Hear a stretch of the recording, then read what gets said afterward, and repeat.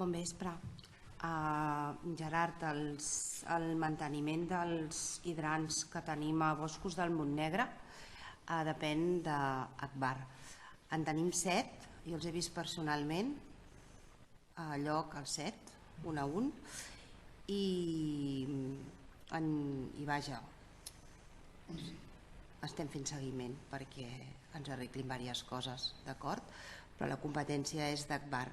Sí que ens faran la senyalització per ubicar els AB perquè estan tapats i la connexió que hi ha, alguns dos són de 110 de canonada i els altres 5, que són un total de 7, és de 63. És poc perquè s'hauria de fer realment canviar molta canonada perquè arribés bé la potència d'aigua. Sí? M'he explicat?